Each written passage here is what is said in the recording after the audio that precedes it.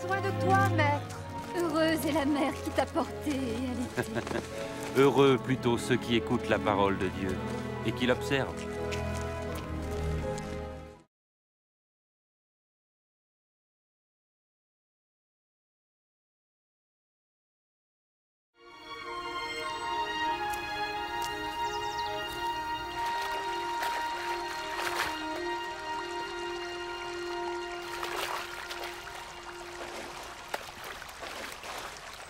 Apprends-nous à prier, comme Jean l'a appris à ses disciples. Quand vous priez, dites « Notre Père qui es aux cieux, que ton nom soit sanctifié, que ton règne vienne, que ta volonté soit faite sur la terre comme au ciel. Donne-nous chaque jour notre pain quotidien. Pardonne-nous nos offenses, comme nous pardonnons aussi à ceux qui nous ont offensés. Protège-nous contre la tentation et délivre-nous du mal. »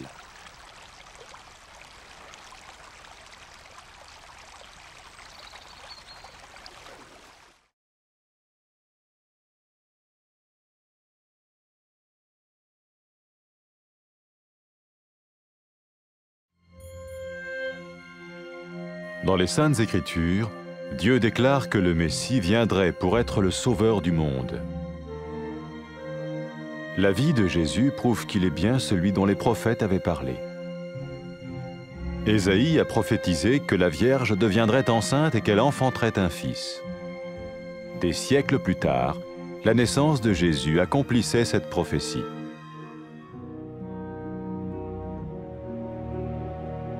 Les Saintes Écritures déclaraient que le saint à naître serait appelé le Fils de Dieu. Cela signifiait que Jésus serait le Fils de Dieu au sens spirituel et non au sens physique.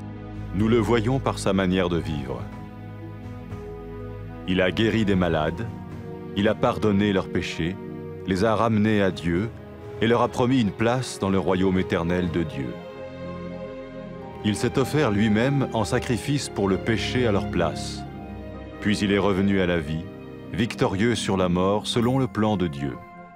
Jésus a dit « Personne ne me prend la vie, mais je la donne de ma propre volonté. » La vie de Jésus n'a pas seulement accompli les écrits des prophètes, mais elle a aussi confirmé la vérité de la sainte parole de Dieu.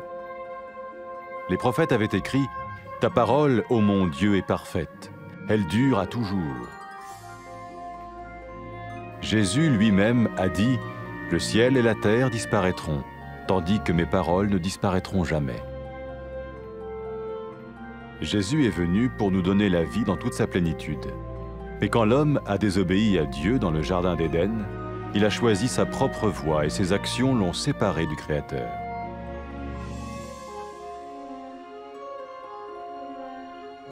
Les Saintes Écritures déclarent que tous ont péché et que le salaire que paye le péché, c'est la mort. Il s'agit de la mort spirituelle, éternelle séparation d'avec Dieu. Mais tout comme Dieu a donné un bélier pour qu'il meure à la place du fils d'Abraham, ainsi il a envoyé Jésus, le Messie, mourir à notre place. Sa vie, sa mort et sa résurrection restaurent la relation entre Dieu et tous ceux qui mettent leur confiance en lui.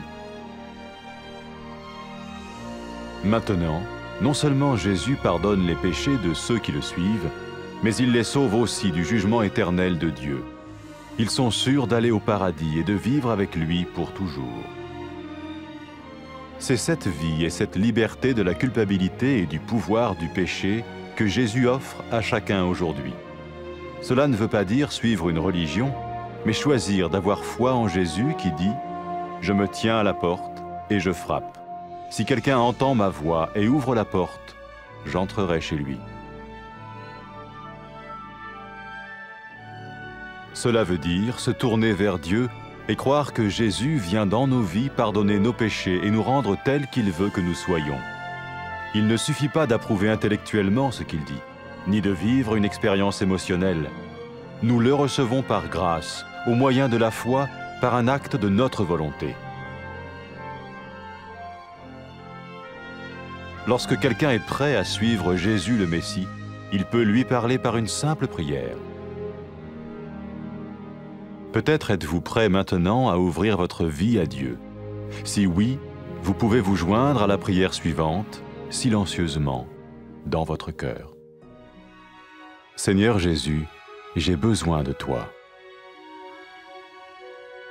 Merci d'être mort sur la croix pour mes péchés.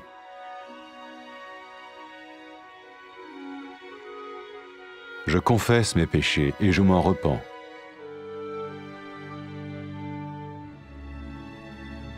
Je t'ouvre la porte de ma vie et je te reçois comme mon Sauveur et Seigneur.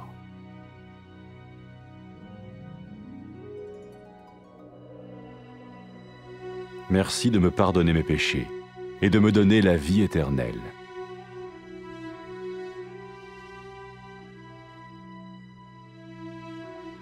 Fais de moi le genre de personne que tu veux que je sois.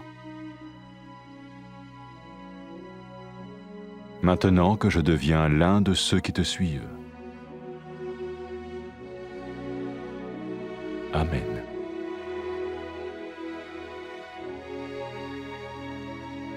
Jésus a dit à propos de ses disciples, « Mes brebis écoutent ma voix, je les connais et elles me suivent. » Pour expérimenter la vie en abondance promise par Jésus, ceux qui le suivent parlent à Dieu chaque jour dans la prière et lisent ou écoutent sa parole. Ils parlent de lui à d'autres personnes et rencontrent régulièrement ceux qui l'aiment et le suivent. N'oubliez pas sa merveilleuse promesse. Tout pouvoir m'a été donné dans le ciel et sur la terre. Et sachez-le, je vais être avec vous tous les jours, jusqu'à la fin du monde.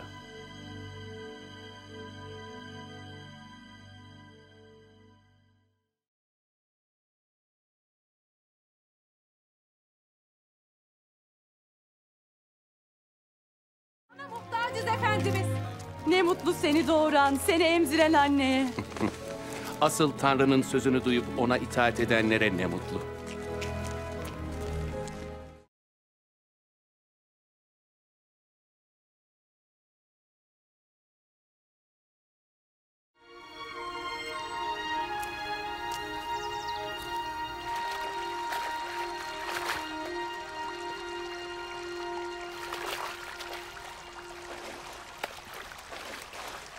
Yahya'nın öğrettiği gibi sen de bize dua etmesini öğret lütfen. Şöyle dua edin. Gökteki babamız, adın kutsal olsun. Egemenliğin gelsin. Gökteki gibi yerde de senin istediğin olsun. Bugün bize gündelik ekmeğimizi ver. Bize karşı suç işleyenleri bağışladığımız gibi sen de bizim suçlarımızı bağışla. Bizi zor tecrübelerden geçirme. Bizi kötülükten kurtar.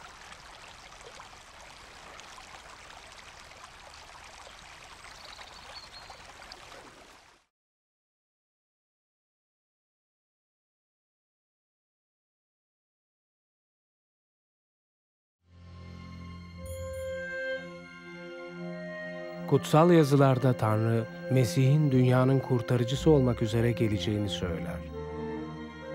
İsa'nın hayatı, peygamberlerin bahsettiği kişinin o olduğunu kanıtlar. Yeşaya, Bakire'nin gebe kalıp bir oğul doğuracağını söylemişti.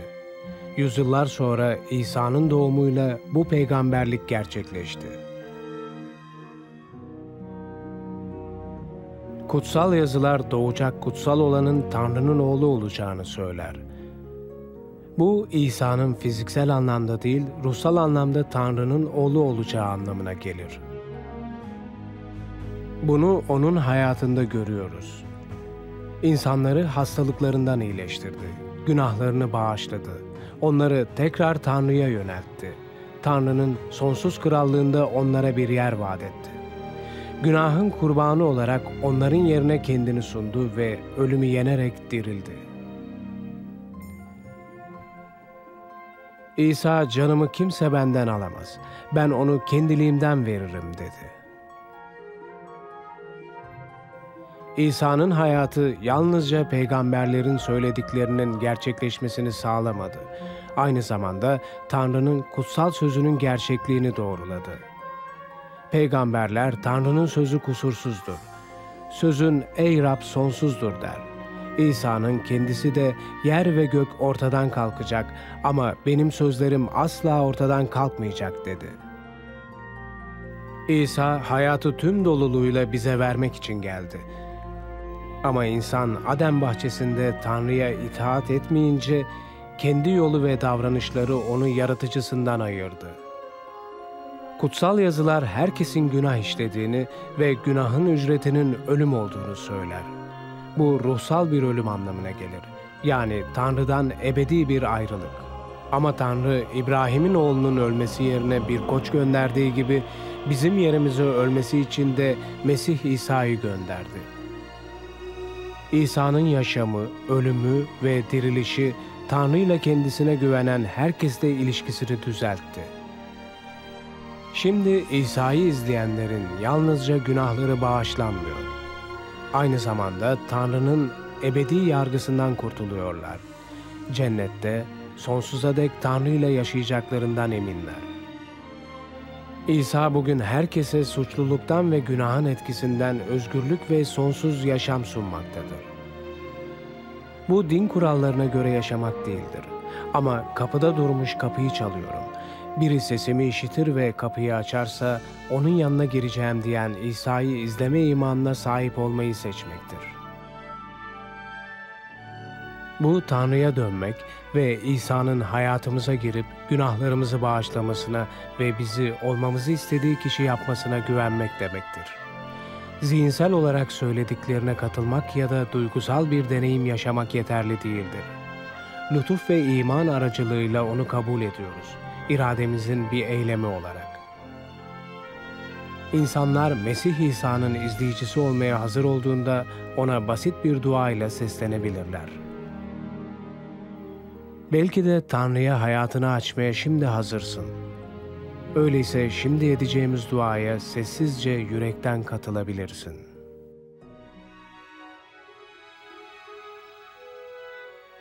Rab İsa, sana muhtacım. Günahlarım uğruna çarmıhta öldüğün için teşekkür ederim. Günahlarımı itiraf ediyorum ve onlardan tövbe ediyorum. Hayatımın kapısını açıyorum ve seni Rabbim ve kurtarıcım olarak kabul ediyorum.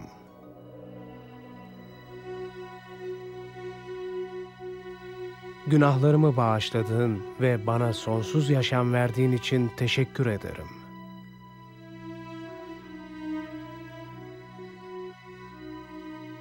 Seni izleyen biri olarak beni olmamı istediğin kişi yap. Amin.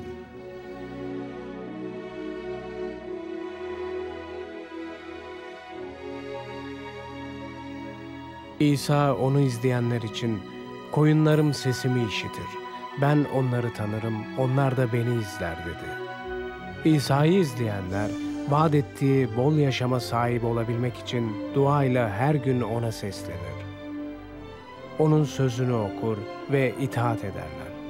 Başkalarıyla onun hakkında konuşur ve onu sevip izleyenlerle sık sık bir araya gelirler.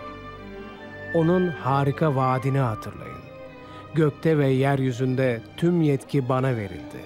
İşte ben dünyanın sonuna dek her an sizinle birlikteyim.